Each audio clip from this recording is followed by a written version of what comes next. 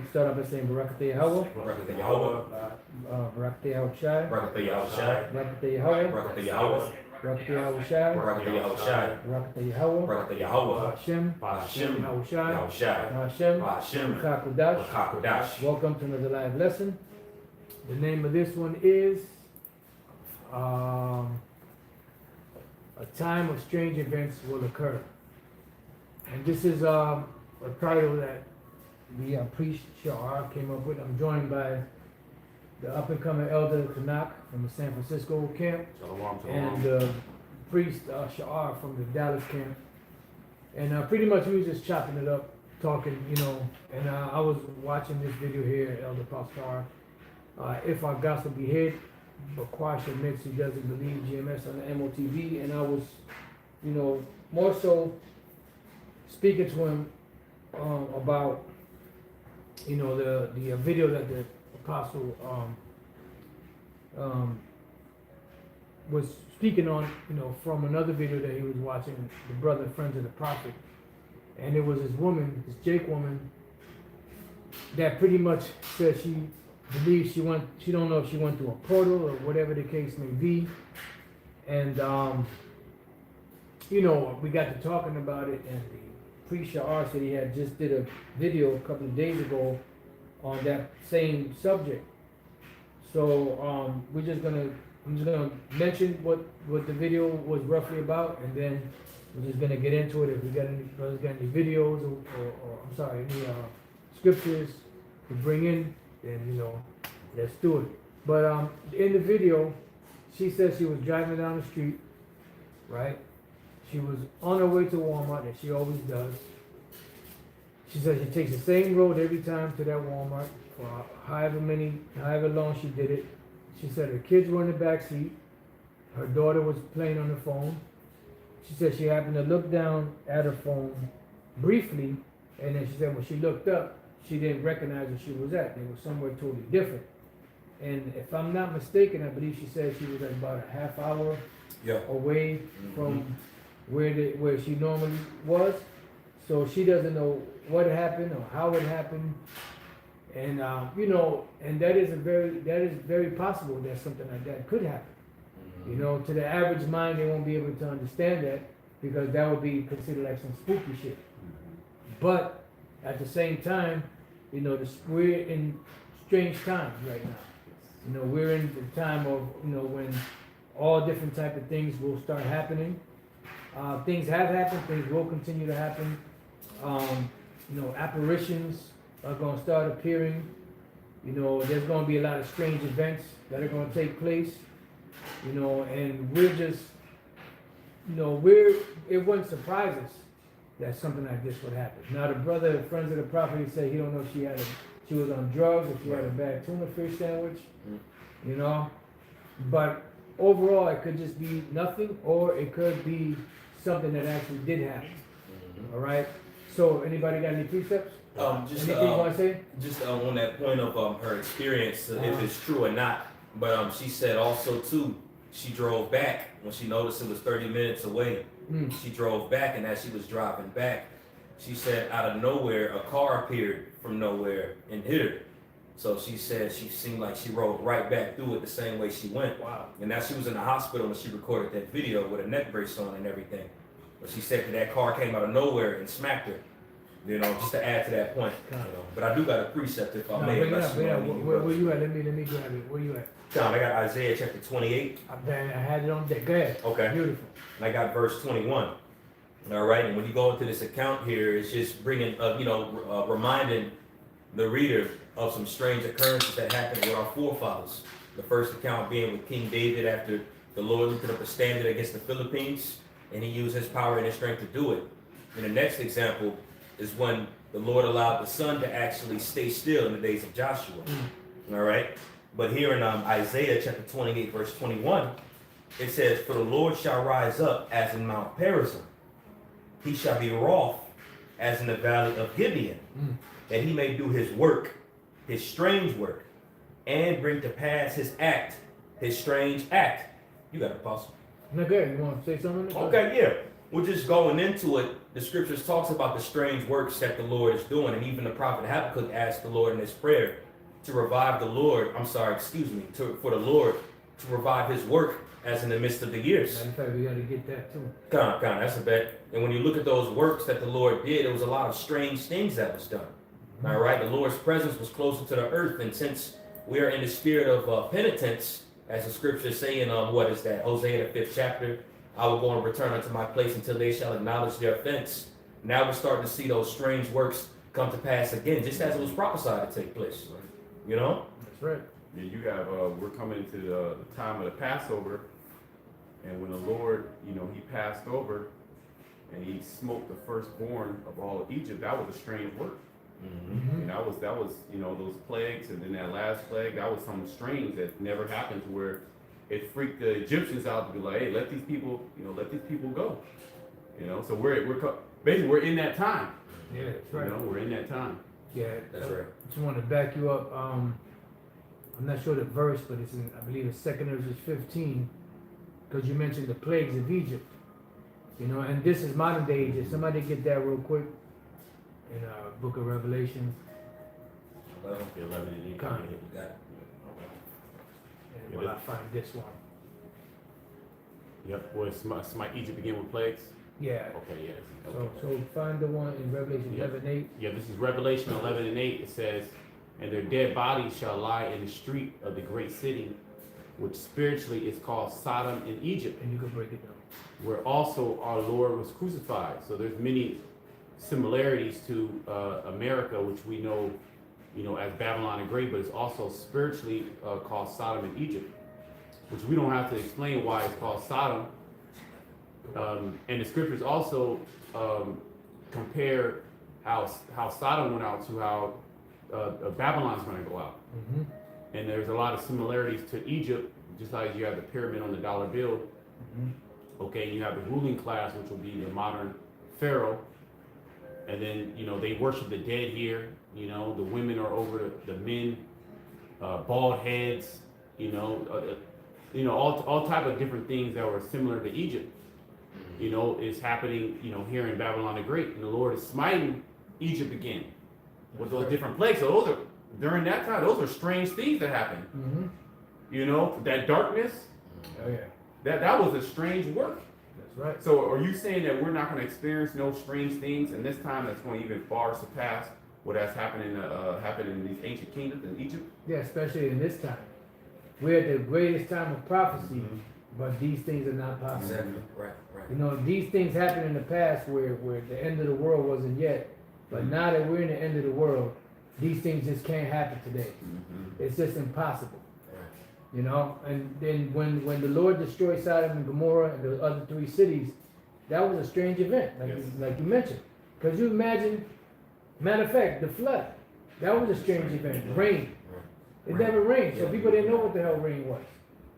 So when the Lord caused those elements to infuse together in the heavens and cause these big fireballs to come down and destroy Sodom, Gomorrah, and the other 3 cities, people were terrified. Right.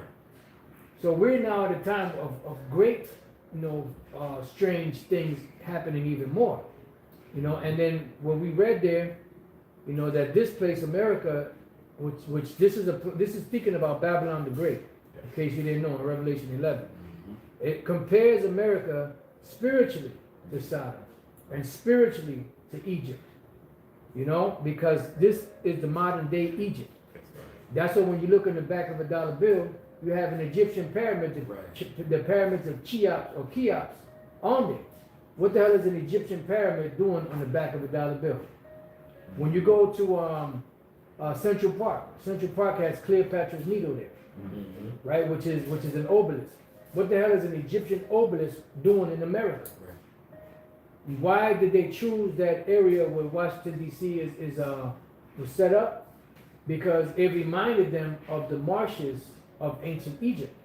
Because ancient Egypt was set up in marshes, and that's why they chose that land, that part of the land.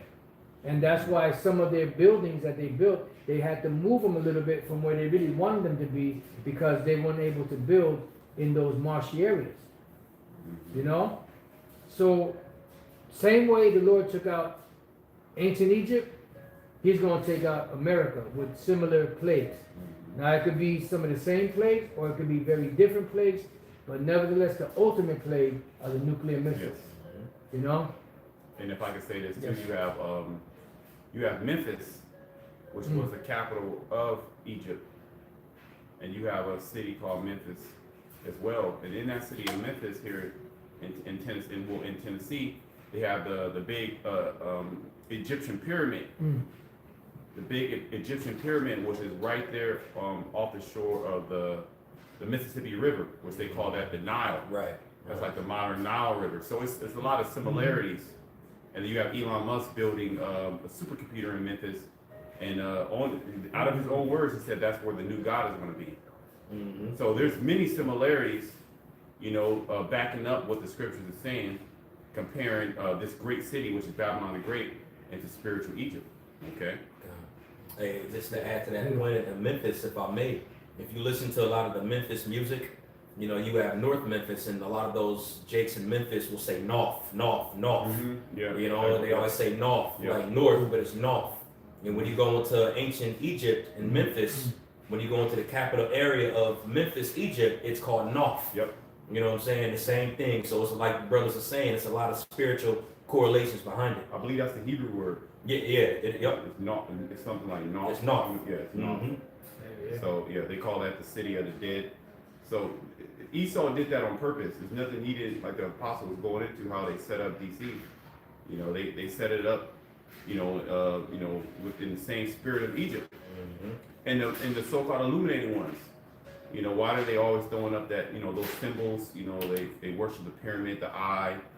There's a lot of similarities. Gone. Okay. You got it, bro. Yeah, for sure. All right, this is 2 Ezra 15 and 8. It says, I will hold my tongue no more as touching their wickedness. This is 2 Ezra 15 and 8. Which they profanely commit. Neither will I suffer them in those things in which they wickedly exercise themselves. Behold, the innocent and righteous blood crieth unto me, and the souls of the just complain continually. So Esau is the one doing these things. So the Lord said, he ain't going to hold his peace no more. He said, you did all these things and I didn't do anything. I held my peace. He said, I will hold my peace no more. But I will set them in order before thine eyes. Just, roughly paraphrasing what it says in Psalms, the 50th chapter, around the 21st verse.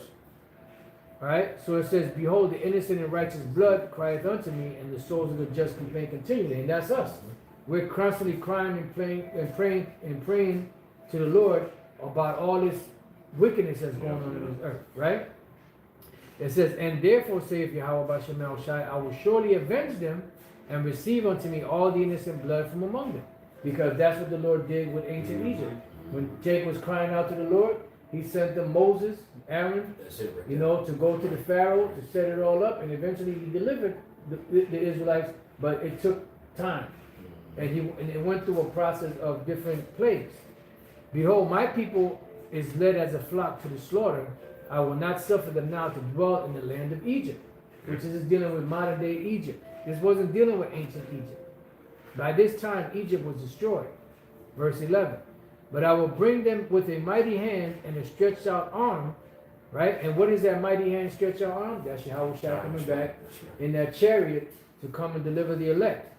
And that's going to be another strange work that's going to happen. Mm-hmm. And smite Egypt with plagues as before. So we don't know exactly what the Lord is going to do to this place and how he's going to do it, but we know there's going to be something similar and something even far greater, because we're in a time of greater, destruction than back then. Mm-hmm. Well, that's why there's going to be a greater deliverance, just added to what you're saying. A greater destruction, greater deliverance, And that's part of the what is that? Wisdom of Solomon, the 5th chapter. Strange salvation. So there's going to be a strange salvation. Of course, there's going to be a strange destruction as well. Just to add to what you're saying. That's it. All right. So now let me continue on. Let me read that again.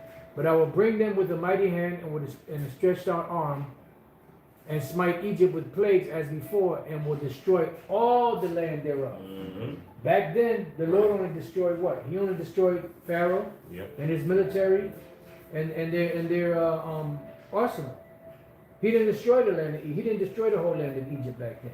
So this is showing you that this is not talking about that ancient Egypt or Egypt itself. It's talking about somewhere else. And that's why if you're able to see it, if the Spirit of the Lord is revealing, if the door was unlocked for you by Yahweh Shai, Yahweh Bashem Shai, you'll be able to see that this spiritual Egypt is America. And these, and what we mentioned was just a few correlations with ancient Egypt. There's a whole bunch of, what's that? No, I was just saying there's a lot more.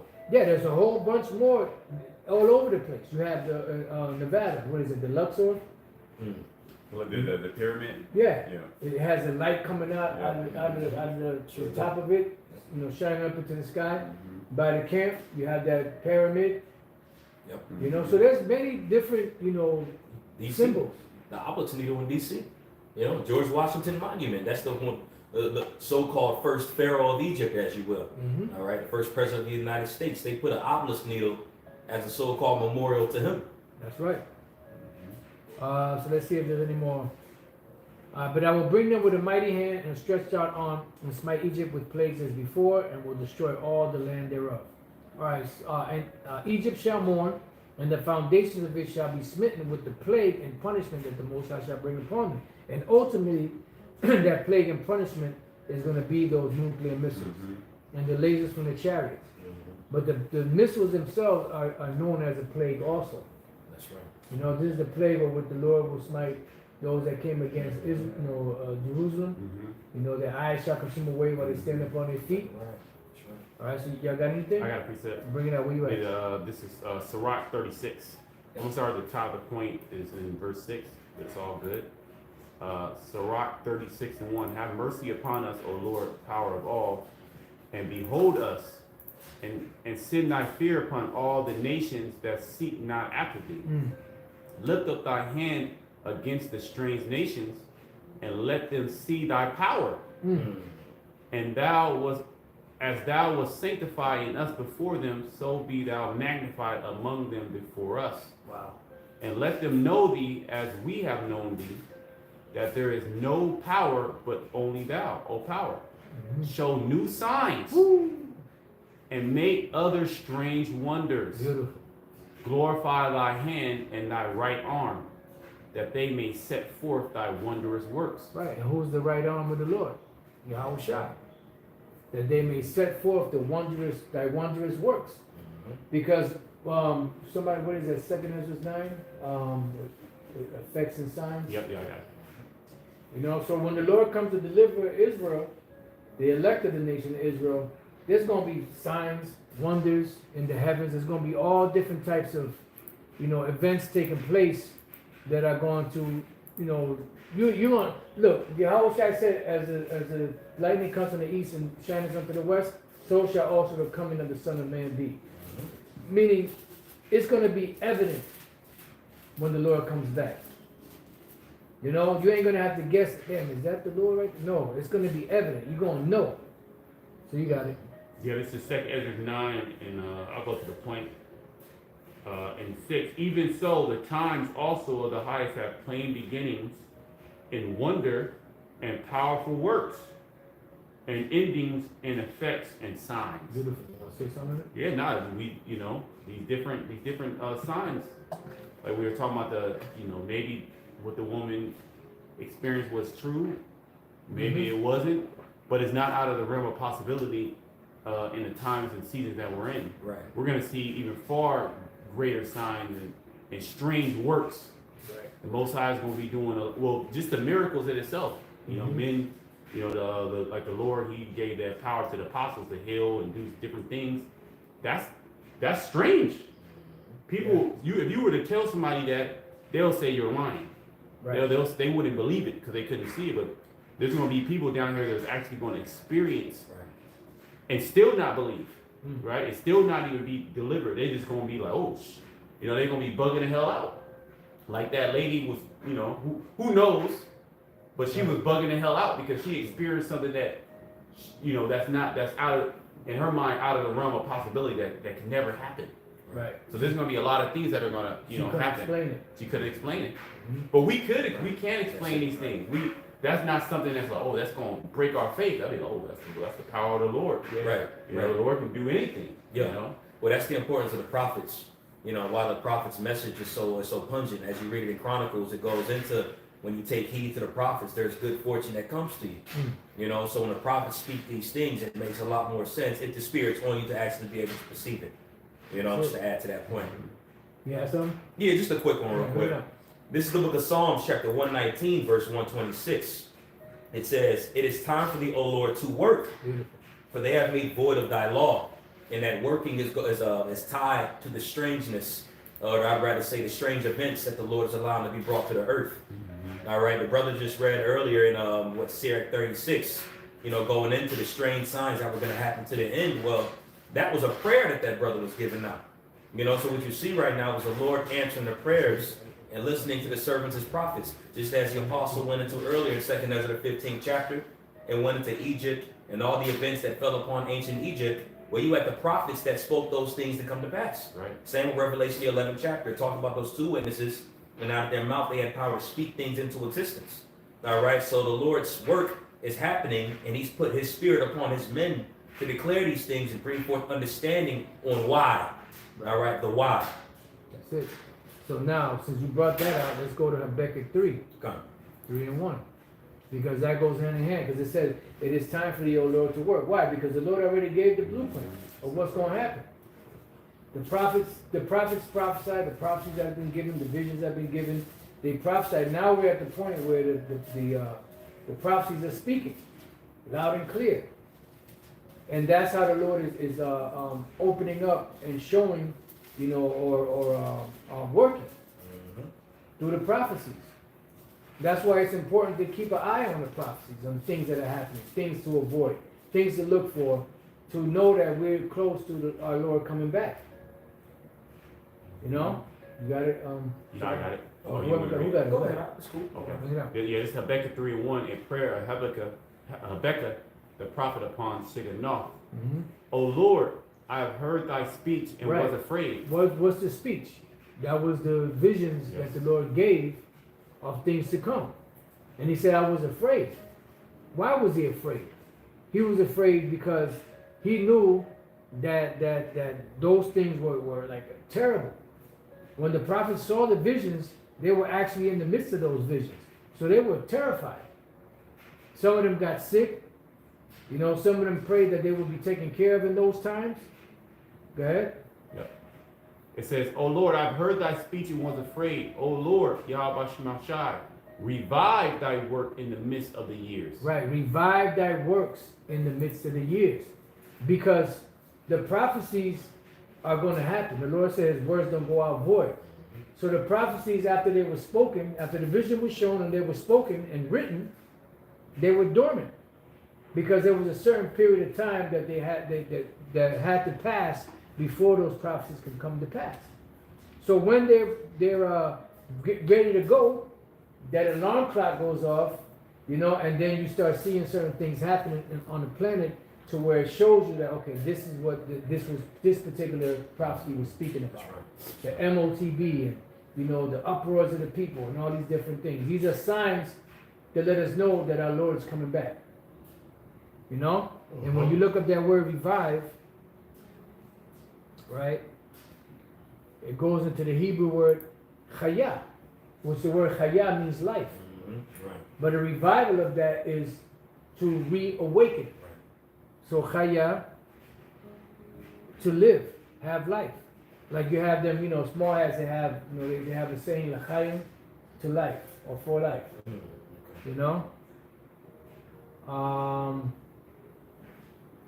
Trying to see if it was right here, down at the bottom, number 3. To quicken, revive. To restore to health, to revive, to restore to life. So that's how the prophecies are being restored to life, by different things that are happening on the earth. Speaking like Habakkuk. I can't say no better than Habakkuk said. At the end, thy word shall speak and not lie. You want to say something? Come. I should do a quick precept. Bring it out. And this is in 2nd Ezra, the 7th chapter. All right, and this is all a build up to the grandeur, I'd rather say the kingdom that's getting ready to come. All right, but 2nd Ezra chapter 7, verse 34 says, but judgment only shall remain, truth shall stand, and faith shall wax strong. All right, and we're seeing this right now. Now, obviously, we don't have to see these things in order for our faith to get stronger, but the Lord is rewarding our faith with these things that are happening. All right, remember the apostle Tahar said it some years ago when y'all was out there, y'all would have y'all lessons after camp and ask brothers to break down certain things. And the apostle Tahar said, if you're not, you get into those prophecies and that's what builds your faith. I remember he said that. So we're seeing these events come to pass, and the righteous man's faith is going to grow and be built up after these events that are happening, because it's confirming everything that's being said in the scriptures and everything that we are reciting within the scriptures. And it says, when you continue, verse 35, and the work shall follow. All right, the brother brought up earlier, it said the effect of every vision. All right, well, you have cause and effect. All right, so you have a lot of wickedness that was done, a lot of events that are happening, and now the Lord is showing things, or I'd rather say allowing his work to come to pass. So this is the effect of the cause, okay? But it says, and the work shall follow, and the reward shall be showed, and the good deeds shall be of force, and wicked deeds shall bear no rule. And this is the time of that revival that's coming. That was it on that. Yeah, it says, and wicked deeds shall bear no rule. Right. Because then wicked deeds is what's going to bring you to your destruction. Yep. That's right. And that's why it says, only with thine eyes shalt thou see the reward of the wicked. So America is going to be left here as a desert to show, what it is to be wicked. This is the reward for being wicked. Right. Boom. That's going to be the memorial. It's going to be set up as a memorial, a monument. It says the stones of emptiness, and the the stones of emptiness. In other words, you're not going to be able to know where one state ended and the other one started. The line of confusion. There you go. The water. So let's get this real quick. Let's go to the book of Luke 24. We could get ready to close it out. Luke 24, and I'll start. Yeah, 25. We can start. Want me to read that? Yeah. Okay, Luke yeah. 24, 25. This is Luke 24 and 25. Then he said unto them, O fools, and slow of heart to believe all that the prophets have spoken. Ought not the Messiah or anointed to have suffered these things and to enter into his glory? Yeah, we were just talking about the prophets. Go ahead. And beginning at Moses and all the prophets, he expounded unto them in all the scriptures that the things concerning himself. Right, because at that time it was about Yahweh Shai coming. That was the main prophecy at the time. That's right. Now we're at the point where we're witnessing the prophecies of the very end. You want to say something? God, yeah, when you go into this account here, this is after Yahweh Shai rose from the dead. And pretty much he was seen by people, but they didn't know who it was. This is Cleophas and his brother. Yep. They brought him into his abode, because they were interested in what he was saying and what he was doing. And part of our culture is if we see a traveler, all right, of our brethren and such, and he don't have no dwelling, that you bring him in. Right. So they brought him in, he broke bread with them, and he's explaining all these different things to these brothers. But they don't know it's him at that time. Man. And that's beautiful because the scriptures say faith comes by hearing, hearing comes by the word of the Most High. So they didn't have to know it was Yahweh Shai just to bring him in and break bread like that. That I just wanted to kind of give a brief overview of that occurrence. Yeah. Go ahead. It says, and beginning at Moses and all the prophets, he expounded unto them in all the scriptures the things concerning himself. And they drew nigh unto the village whither they went, and he made as though he would have gone further, but they constrained him, saying, Abide with us, for it is towards evening, and the day is far spent. And he went in to tarry with them. And it came to pass, as he sat at meat with them, he took bread and blessed it and brake and gave them, and their eyes were open. So you see how the Lord, Yahweh Shai, for your eyes to be open, he has to actually sup with you. Right. That's beautiful because like they were beautiful, and their eyes were open, so they oh shit, it's him. Which that bread that it was it was a physical bread, but now it's a spiritual bread Right. that we're breaking to get that understanding. And that's the only way your eyes can be open. Because it was him, but they didn't know. Right? Yeah, this was during the Feast of Sweet Bread. Mm. You know, right after the Passover. This is the third, going in really the fourth day, going into that around that time period. You know, so we had to eat of that bread. And Right. ultimately, Yahweh Shai represents that bread, which is why we eat it. Yep. You know, but this is during that feast right there. So it's a spirit. As that happened, they ate that bread and their eyes were open. Mhm. You know, And you need bread, food to sustain you. Yeah. that's right. And these times, the spiritual food is That's Yahweh it. Shai to Absolutely. sustain us Mhm. in these times. Absolutely. Mhm. And their eyes were open, and they knew him. Let me read verse 30 again. And it came to pass, as he sat at meat with them, he took bread and blessed it and brake it and gave to them. And their eyes were opened, and they knew him, and he vanished out of their sight. Come on, man. And he what? And he vanished out of their He sight. just disappeared. So where did he go? He didn't just walk. They didn't see him walking away. He said he vanished out of his sight. So it's very possible that what that woman was speaking about actually happened to her. If she's not, she's not making it up. So the word for vanished is phantos. Mm. Phantos almost sounds like phantom. Yeah, they gotta be the root. Taken out of sight, made invisible. Mm. Yep, see? So he disappeared. Mm-hmm. You know? So where did he go? So let's go back, right? So keep on reading. Okay. Yeah. It says, and their eyes were open, and they knew him, and he vanished out of their sight. Verse 32. And they said one to another, did not our heart burn within us while he talked with us by the way, and while he opened to us the scriptures? Yeah, it's just like, like you have brothers that you meet Right. and you felt like you've known them all your life. Yes, sir. Yes, sir. Because we did know each other in the past. So even when he was walking, even though they didn't recognize him, there's like something about this guy, something about this man, and then that's what they say, their heart was burning Right, right. because they were in his presence Yeah. the whole time from the time he called them. That's right. That's right. You want to say something? Yeah, that's why the scriptures also says too, be not, negligent to entertain strangers. For sometimes they're angels unaware. And this is the chief, this is Yahweh Shai right here. So Yeah.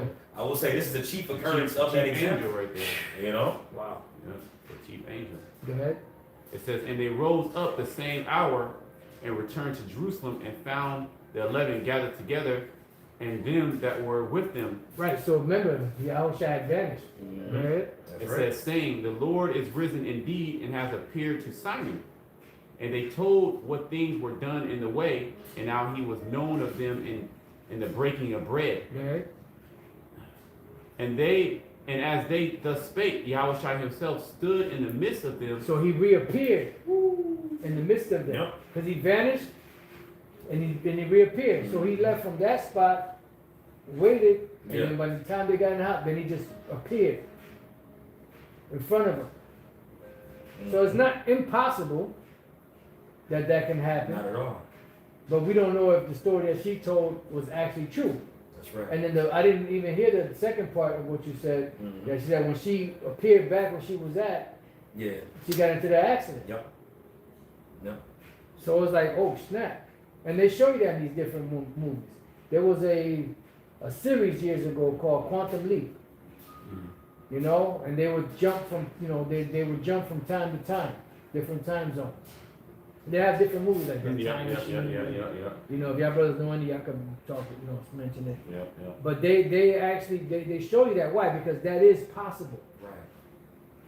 Now, where did they get this? Somebody was just so imaginative. The imagination was so vast that they came up with that. No, they read it in the scriptures. That's it. And they considered the possibility. So this has happened to people. Some people won't talk about it because they know, so, man, if I say something about this, people are going to look at me like I'm a nut. Right. You want to say something? Something similar happened to George Clinton of Funkadelic.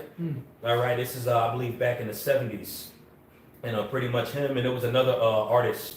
I think it was one of his musicians that performed with him, but they was traveling actually to Canada, which was about 30 minutes from where they were at, and they were right there by the border.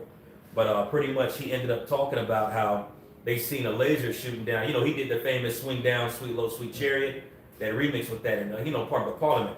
But anyway, they said they seen a laser come down from a chariot and seen some mercury or something dripping down, and they were confused about it. And this is at like 7 a.m. This is early in the morning, and they said they pretty much continued to drive down the street and went home, but they noticed the street lights turning on.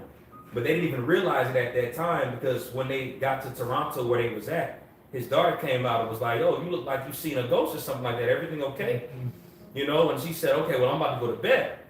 You know, so they said a few years later they were talking about that account, and they brought it up, and they were like, "Well, did you notice that she said she was going to bed and the street light was on?" But it was only a few minutes away from how that occurrence happened. So what they were pretty much saying is time jump, because it was 7 a.m. when that happened, but his daughter was getting ready to go to sleep in the evening. So the Lord, it's another occurrence of that, where the Lord allowed a standard to be lifted, where they jumped in time. You know, and he has a testimony on that. I believe he did it on, I believe it was on, who was it, Noriega's podcast, Drink Champs. He was talking about that. You know, but just another occurrence that came to mind that was somewhat similar to what that woman was saying. You know, if her account and his account seems to be true. Right. And at the end of the day, whether it's true or not, as we're going into this lesson, we know these are things that are happening. All right. And the Lord is lifting up that standard, and the Lord is putting the spirit on brothers to talk about that. Because even though these cats might have been lying, these are still occurrences that are in the Bible, and it's confirmed in the Bible, and we expect it to happen.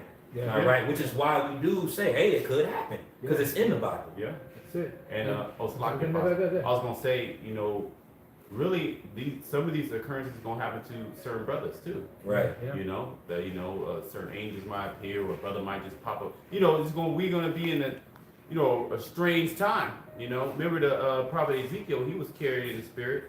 He was Yeah. picked up. He was picked up and teleported. Yeah. Yep. You know, That's so right. would that could happen to us. Yep. You know, literally that's not out of the realm of possibility. It is possible, as we're reading this story of Yahushua appearing and disappearing. Yeah. Then you had the Ethiopian eunuch when Yeah. Philip was there, and it said that he was taken out of his sight. Mm-hmm. You know, there was many, and in some cases you didn't see them. In the case of Enoch and Elijah were translated. Right. Right. You know, Yahushua was translated. But in the case of Philip and then Yahushua with the disciples, he just disappeared and reappeared. Mm-hmm. And changed his appearance so they didn't see who he was. Yep. You know. Transfigured himself. Yep.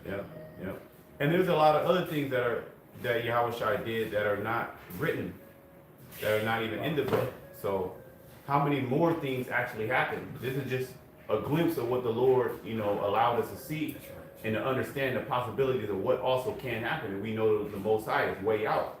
So, yeah, it's going to be even more way out things than this is the greatest time. Well, Yahushua said that greater things you're going to do. Right. So he was able to do that. What are we going to be able to do? Lord's will, we're that number, you know? Well, he said this, the least thing in spiritual power is just to add stature to your height. Yeah. You want to say something? Yeah, when you read it in St. John, the 14th chapter, it says, "And ye shall do greater works than I, because I go into my Father." Right. You know, and obviously Yahushua did great works, but he even said it. These great works are going to be followed through you all, because I go to my Father. Because when he went to his Father, what happened? The Comforter was given unto us. Mm-hmm. All right, and it was made mention earlier, going into the times being greater right now because it's more wicked, where you had great works that happened back then. Right. So you can only imagine the greater that's going to happen now because of the times being more evil. That's it. You know? And So the the Lord- men, I'm sorry, the men No, that will be with yeah, Yahushua, men wonder that. That's right. That's right. No, that was pretty much it. Right. Yeah, that's the point. Anybody got any precepts, any final points? Sure. So with that, we pray that your brothers and few sisters have been edified. Till the next time we say, Shalom. Shalom. Water. Which one was this?